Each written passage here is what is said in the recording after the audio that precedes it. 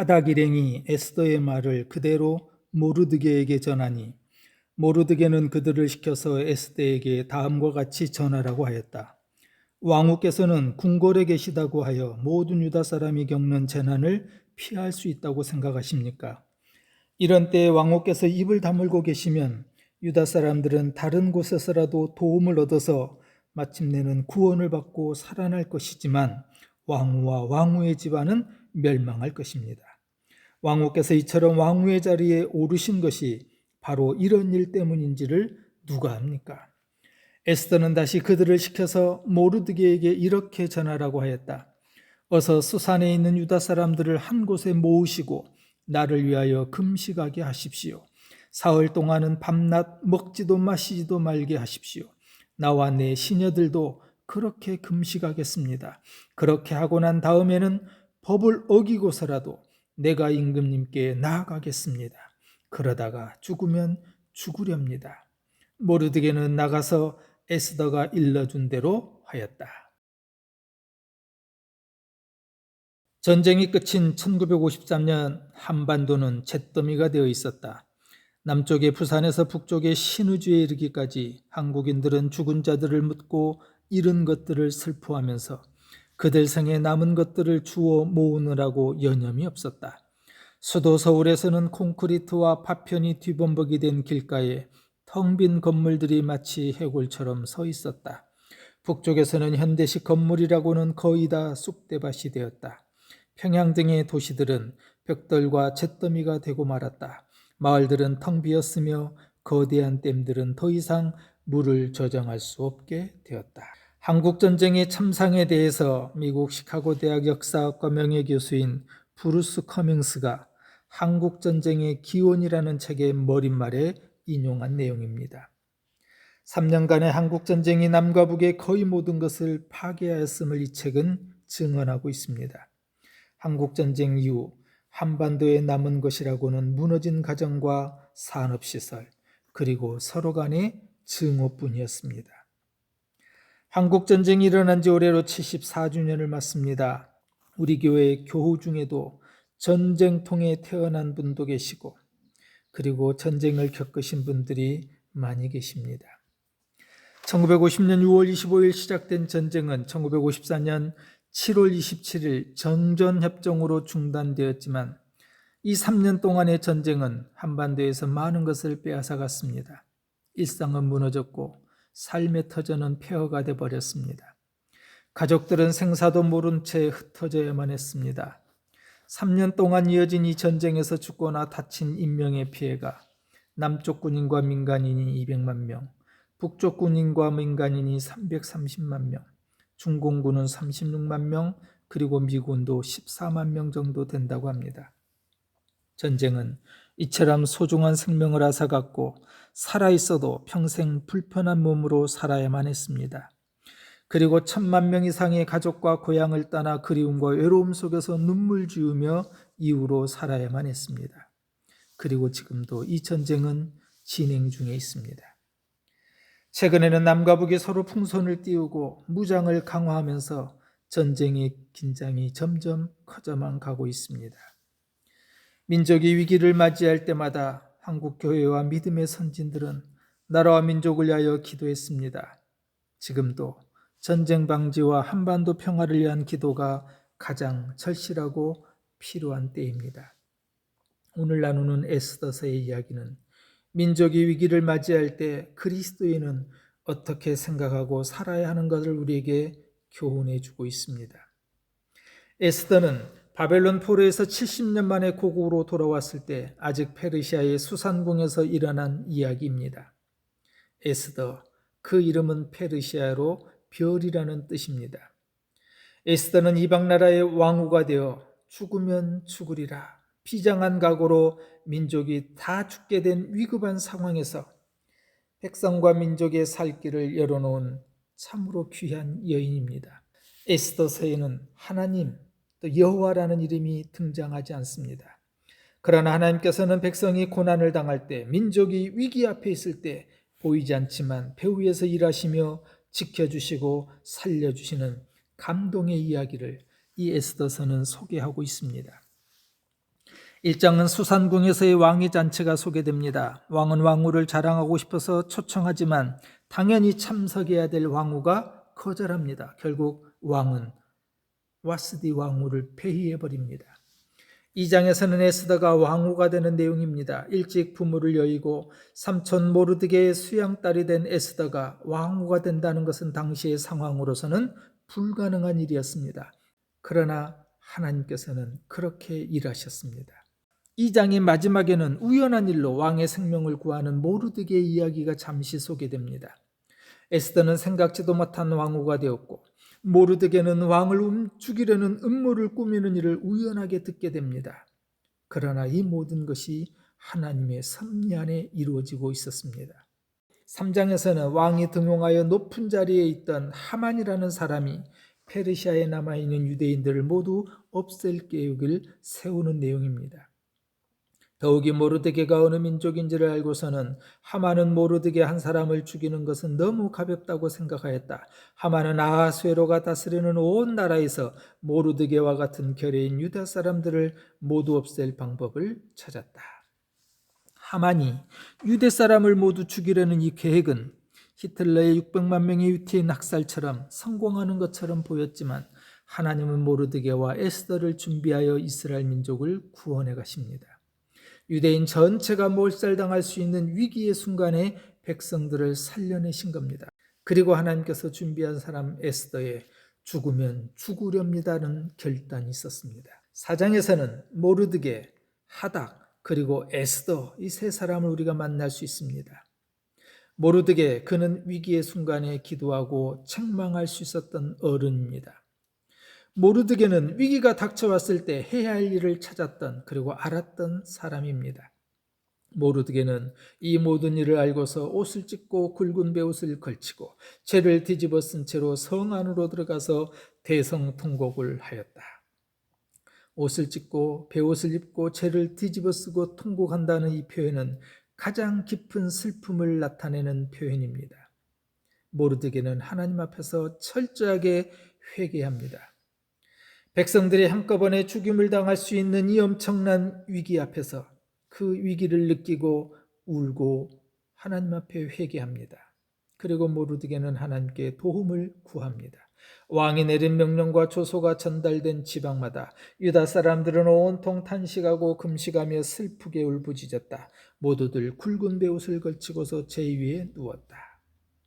모르드게는 민족을 말살하려는 하만의 계획을 알고 하나님께 기도합니다. 특별히 모르드게가 금식했다는 것에 우리는 주목할 필요가 있습니다. 위기를 느끼고 그것으로 끝난 것이 아니라 바로 주님 앞에 엎드렸습니다. 그리고 그 기도는 평범한 기도가 아니라 금식을 선포하고 목숨을 걸고 하나님 앞에 구하였던 기도입니다.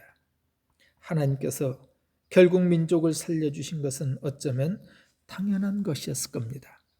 당시 왕후였던 에스더에게 부탁해서 도움을 구하는 것이 최선이라고 생각할 수도 있었을 겁니다. 그러나 모르드게는 그렇게 하지 않습니다. 하나님께 기도합니다. 그리고 모르드게는 손 놓고 있지 않고 자신이 할 일을 찾아 일을 하기 시작합니다. 기도로 하나님의 도우심을 구한 모르드게는 왕비인 에스더, 수양딸이기도 한 이 에스더에게 가서 하만이 계획하고 있는 것을 설명합니다. 이처럼 모르드게는 기도하고 자신이 할 일을 최선을 다해서 합니다. 기도하면서 할 수 있는 일을 했다는 얘기입니다. 하나님보다 앞서지 않았고 기도보다 앞서지 않았습니다. 우리가 믿음으로 살아갈 때 또는 하나님의 일을 계획할 때 기억해야 될 것이 있습니다. 하나님 없이 하나님보다 앞서지 않아야 한다는 겁니다. 먼저 기도해야 한다는 겁니다. 위험한 위기의 순간이 오고 환경이 막힐 때 위기로 우리가 그것을 느끼고 알았다면 우리는 먼저 하나님의 도우심을 구해야 합니다. 그리고 한 가지 더 모르드게에서 우리가 발견할 수 있는 아름다운 모습이 있습니다. 모르드게는 책망할 수 있는 권위를 가진 어른이었습니다. 13절에 왕후께서는 궁궐에 계시다고 하여 모든 유다 사람이 겪는 재난을 피할 수 있다고 생각하십니까? 에스더에게 백성들과 민족의 아픔을 생각하라고 꾸짖습니다. 왕후와 왕후의 집안은 멸망할 것입니다. 간담이 서늘하고 등골이 오싹할 정도로 모르드게는 왕후 에스더에게 그렇게 책망합니다. 한 가정 안에서도 영적 권위를 가진 부모가 그 가정을 건강하게 세울 수 있습니다. 한 사회가 건강하게 성장하기 위해서는 그 사회 안에 영적인 어른과 지도자가 필요합니다. 그러나 오늘 우리 사회의 안타까움은 책망할 수 있는 권위를 가진 어른이 점점 사라지고 있다는 사실입니다. 민족의 위기 앞에 먼저 하나님께 기도하고 잘못을 꾸짖으며 정신 차리라고 격려하는 모르드게와 같은 어른이 있었다는 것은 당시 유대의 큰 복이었습니다. 이 민족의 위기 앞에 하나님께서 준비하신 두 번째 인물이 하닥이라는 사람입니다. 그는 작은 일에 최선을 다한 사람입니다. 하닥은 에스더 곁에서 심부름하던 내시입니다. 왕후 에스더의 비서입니다. 하닥은 에스더와 모르드게 사이에서 심부름하는 일이 비록 초라하고 보잘것없어 보일 수도 있었지만 작은 그 심부름이 민족을 살리는 중요한 일이 됩니다. 하나님의 나라의 일에는 작은 일이나 큰 일에 구별이 없습니다. 작아 보이는 일, 교회에 맡겨진 작은 봉사, 내가 가정 안에서 섬겨야 되는 작은 책임, 직장인에게 맡겨진 작은 업무, 그러나 그 일들을 우리가 성실하게 감당해 나갈 때 큰 결과를 가져오기 때문입니다. 하나님께서는 위기의 순간에 작은 심부름을 성실하게 했던 이 하닥을 준비하셨습니다. 그리고 이 하닥의 작은 일은 백성을 살려내며 민족을 구원하는 큰 일로 쓰임받습니다. 이 민족의 위기 앞에 하나님께서 준비한 세 번째 인물은 에스더입니다. 죽으면 죽으렵니다. 결단의 사람입니다. 16절입니다. 어서 수산에 있는 유다 사람들을 한 곳에 모으시고 나를 위하여 금식하게 하십시오. 사흘 동안은 밤낮 먹지도 마시지도 말게 하십시오. 나와 내 시녀들도 그렇게 금식하겠습니다. 그렇게 하고 난 다음에는 법을 어기고서라도 내가 임금님께 나가겠습니다. 그러다가 죽으면 죽으렵니다. 죽으면 죽으렵니다. 에스더에게서 우리가 배울 수 있는 세 가지 교훈이 있습니다. 첫째, 하나님 때문이라면 죽음의 길을 선택한 에스더입니다. 백성들은 죽을 지경인데 왕후만 궁궐에서 편하게 지내면 되느냐는 이 모르드게의 꾸짖음은 결국 에스더를 변화시켰습니다. 그리고 에스더는 사람들을 한 곳에 모으고 나를 위하여 금식해달라고 부탁합니다. 자신도 시녀들과 함께 금식하며 왕이 부르지 않아도 왕에게 나아가겠다고 말합니다. 그러다가 죽게 된다면 죽겠다는 얘기입니다. 죽으면 죽으렵니다. 에스더는 왜 이렇게 결단할 수 있었을까요? 왕이 에스더를 부르지 않은 지 30일이나 되었습니다. 페르시아의 왕실법도는 엄격해서 왕이 부르지 않았는데 왕 앞에 나가면 죽음입니다. 그런데 왕이 부르지 않았는데도 나가서 살 수 있는 유일한 방법이 있었습니다. 그것은 왕이 금으로 된 홀 또는 규라고 하는 그것을 손에 쥐는 것을 내밀면 가능했습니다. 그러나 아하수에로 왕은 자신의 초청을 거절한 왕비를 즉각 폐위시켰던 무서운 왕입니다. 에스더를 왕후의 자리에서 그 자리에서 폐위해도 결코 이상하지 않습니다. 에스더는 안전한 궁궐에서 혼자 숨어 숨죽이며 얼마든지 살 수도 있었습니다. 유대인이라는 것 평생 감추고 왕비로서 얼마든지 누릴 것을 누리며 살 수도 있었습니다. 그러나 에스더는 민족을 살리기 위해서 하나님의 뜻을 이루기 위한 도구로 사용되기 위해서 죽음을 결심하고 왕 앞에 나가기로 결정합니다. 죽으면 죽으렵니다. 에스더는 쉬운 길이 아니라 손해보는 길, 죽음의 길을 선택합니다. 우리가 흔히 예수님 때문에 행복합니다 라고 이렇게 고백합니다. 그러나 이 말은 예수님 때문에 손해볼 수도 있습니다 라는 고백으로 이어져야 합니다. 예수 그리스도 때문에, 십자가의 복음 때문에 손해도 보고 희생도 해야 한다는 겁니다. 에스더에게서 배울 수 있는 두 번째 교훈은 기도를 부탁하는 에스더의 모습입니다. 에스더는 민족의 어려움을 듣고 나를 위하여 기도해달라고 부탁합니다. 다른 사람만 금식 기도 시켜놓고 자기는 마음대로 돌아다닌 것이 아닙니다. 왕비로서 왕을 만날 기회를 활용한다거나 인간적인 방법을 동원하는 등 사람의 방법을 사용하지도 않았습니다. 그 대신 에스더는 하나님의 방법을 찾았습니다. 기도는 하나님의 절대적인 도우심을 구하는 행위입니다. 그 중에 금식 기도는 가장 절실한 위기 앞에서 특별한 약속과 기적을 기대하는 기도입니다. 금식하면 얼굴이 꾀지지하고 왕 앞에 나가는 것이 오히려 손해일 수도 있습니다. 그러나 에스더는 하나님을 의지하고 하나님의 방법으로 문제를 해결하려고 했습니다. 위기를 해결할 수 있는 답이 하나님께서 갖고 계시다는 것을 에스더는 알았기 때문입니다. 에스더는 중보기도의 눈을 뜨게 됩니다. 나와 내 시녀들도 금식하겠습니다. 중보기도는 나 혼자 기도하는 것이 아니라 함께 기도하는 것입니다. 좋은 교회는 중보기도가 있는 교회입니다. 권사님, 집사님, 장로님 기도해 주세요. 서로에게 기도를 부탁하고 함께 기도하는 것, 이것이 좋은 교회입니다. 중보기도의 능력은 응답의 역사가 크고 남을 위한 기도이지만 그 축복은 고스란히 기도하고 있는 본인이 받는 축복이 중보기도 속에 들어 있습니다. 우리의 중보기도 가운데 성령의 놀라운 역사가 함께 하실 것을 믿습니다. 에스더에게서 배울 수 있는 세 번째 교훈은 절대적으로 하나님을 신뢰하는 에스더입니다. 사흘 동안 밤낮 금식하십시오. 에스더는 하나님을 향한 신뢰가 있었기 때문에 기도를 부탁합니다. 전적으로 하나님을 의지한 사람이 에스더였습니다. 나를 위하여 금식해 주십시오. 그렇게 한 다음에는 기도해놓고 의심하고 기도해놓고 불안해하는 우리와는 다르게 에스더는 기도한 다음 하나님의 결정을 기다립니다. 그렇게 하기로 마음 먹습니다. 하나님께서 힘을 주셔야만, 하나님께서 해결해 주셔야만 우리는 앞으로 나아갈 수 있고 문제를 해결할 수 있습니다. 이것이 에스더의 믿음이었습니다. 시편 37편 5절입니다. 내 갈 길을 주님께 맡기고 주님만 의지하여라. 주님께서 이루어 주실 것이다. 잠언 16장 3절입니다. 너희 행사를 여호와께 맡기라. 그리하며 계획하는 일이 이루어질 것이다. 하나님께 온전히 의지하면 내가 걱정할 것이 없다는 겁니다. 하나님께서 해결하시기 때문입니다. 에스더의 하나님을 우리도 신뢰하기를 원합니다. 우리 가정을 도우시고 인도하시는 하나님께서는 변함없이 함께 하실 것입니다. 우리 교회가 치유되고 회복되어 갑절로 임할 영적 부흥과 영광을 염려하지 말아야 합니다. 나보다 나를 더 잘 아시는 주님께서 우리 가정과 교회의 모든 배후에서 지금도 일하고 계시기 때문입니다. 오늘도 하나님은 에스더와 같은 사람을 찾고 계십니다. 왕후의 자리에 오르신 것이 바로 이런 일 때문인지를 누가 압니까?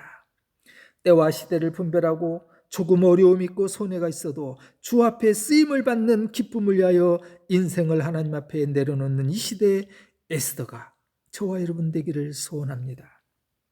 민족의 위기 앞에 죽음을 결단하고 기도하며 백성들을 살려낸 에스더의 이야기는 6.25 전쟁을 겪고 또다시 전쟁의 위기가 한반도를 덮쳐오고 있는 이때에 기도로 전쟁을 막아내야 되는 오늘 그리스도인의 책임을 다시 생각하게 합니다. 죽으면 죽으렵니다. 에스더는 쉬운 길이 아닌 어려운 길, 죽음의 길을 선택해서 하나님의 백성을 구했습니다. 에스더는 기도하고 또 기도를 요청하며 하나님의 절대적인 도우심을 구하였습니다. 기도가 하나님의 답이며 기도가 하나님의 방법이라는 것을 알았기 때문입니다. 사랑하는 여러분, 에스더처럼 하나님을 절대적으로 신뢰하며 하나님께서 우리 민족을 살려주시기를 기도하는 우리 모두가 평화의 도구로 사용되기를 주의 이름으로 축원합니다.